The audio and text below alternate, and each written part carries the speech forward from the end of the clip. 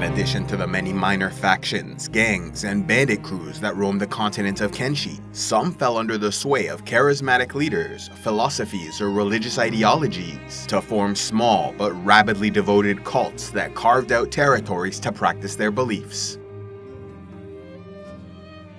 Roaming Green Beach, Stobe's Garden, the Crags, the Pits, and the Pits East, the Crab Raiders were a faction of Scorchlanders who worshipped crabs, domesticating and training them to serve as companions and combatants.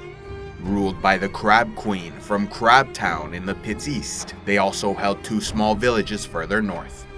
Populated by crabmen, crab patrons, crab smiths, crab barmen, crab raiders, and crab raider civilians, the Crab Raiders cult largely kept to themselves and were not immediately hostile to strangers, even allowing passing travelers to purchase crabs.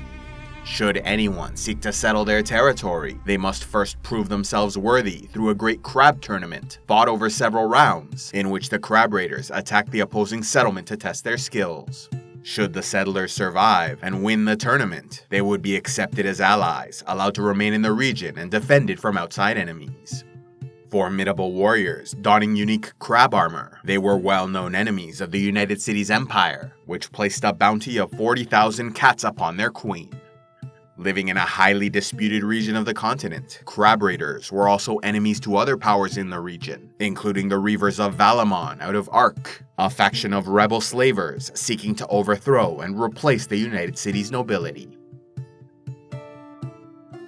Yet another enemy to the Crab Raiders, vying for control of the territory, the Skeleton Bandits were a cult of delusional humans, brainwashed into believing they were skeleton robots. Roaming Stobe's Gamble, Stobe's Garden, the Crags, and the Pits, they were known enemies to the United Cities and often battled the Crab Raiders, as well as the Reavers of Ark for control of these eastern lands.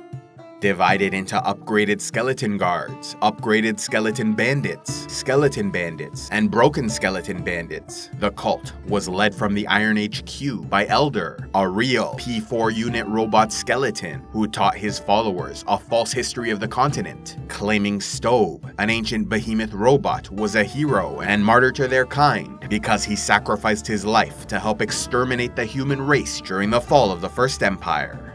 Although the evidence, in fact, showed Stobe may have saved the last remnants of humanity, Elder instead twisted the story to make Stobe responsible for the violence and death. Possessing a deep personal hatred for humans, Elder started the Skeleton Bandits to inflict the ultimate revenge by not only convincing them to abandon their humanity, but then sending them off to kill others of their kind.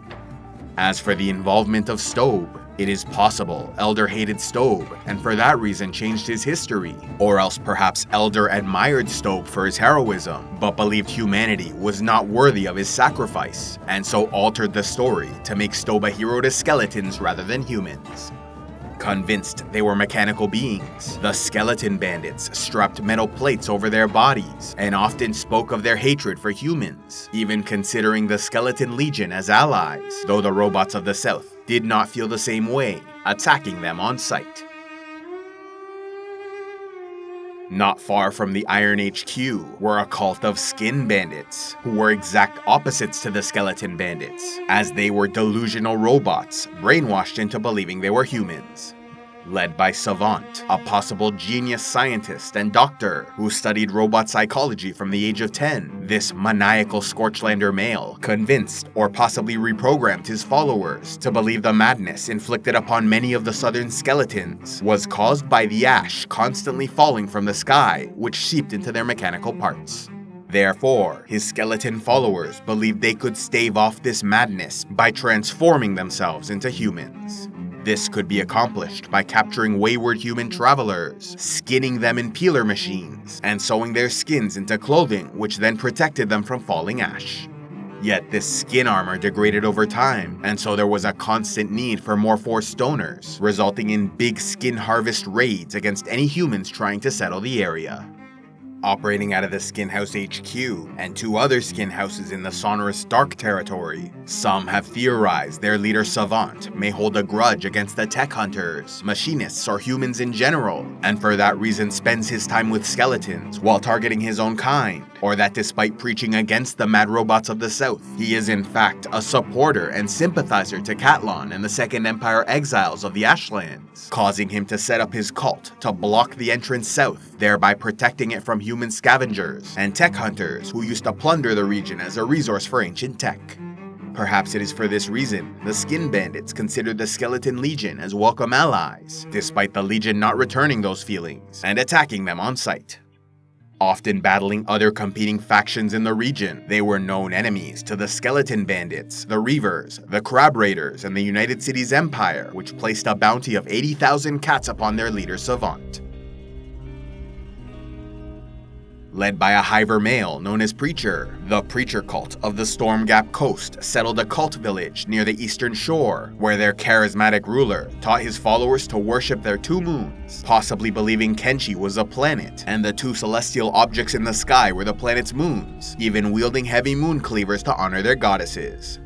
Divided into Moon Guardian warriors and farmers, the Preacher Cult was an isolationist faction with no real enemies among the other minor powers in the region, largely keeping to themselves and peacefully coexisting with the Grass Pirates gang to the west. Yet they also believed in blood sacrifices that called upon the rains to irrigate their crops, and so were known to capture and kill wayward travelers, earning the enmity of the United Cities Empire, the Holy Nation, and Shek Kingdom, which each placed a bounty of 15,000 cats upon the Preacher.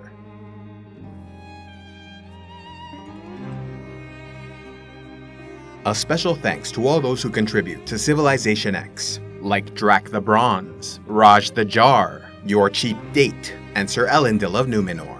If you wish to help the channel, be sure to give a like, leave a comment, subscribe, and click on the links below, or else go to patreon.com/CivilizationEx, where you can gain early access to videos, vote on future content, or watch the Patreon-only series, Heroes of Lore and Legend.